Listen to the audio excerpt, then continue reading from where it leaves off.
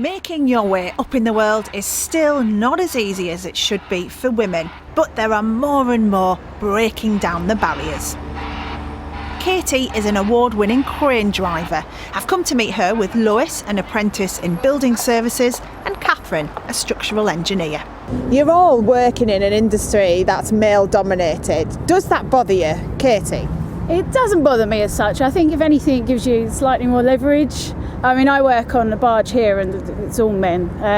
So no, it doesn't bother you, but you do need to be a little bit tougher skinned sometimes. There's a stereotype out there about engineers being always a male with a beard and a hard hat and high vis, but in reality, most of the time I'm wearing a dress and working at my desk, doing calculations, doing drawings and working on computer software. I feel like I'm listened to, I'm treated the same as everybody else. So you don't feel any different being a woman in terms of where you're going to go in your career?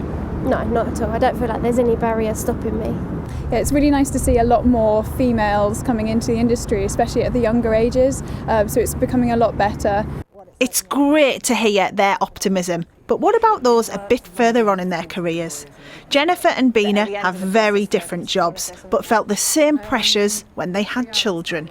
There's guilt lurking at every corner, guilt that you can't do your job in the way in which you want to do it, and guilt that you're not there for your children. I've got 2 children. First, fine. Second, had my second. I worked for the biggest international law firm and was made redundant, literally effectively on my first day back at work. And it affected me mentally so badly. And in fact, it became so stressful for me in the end. I set up my own business and left so I could define my own working hours.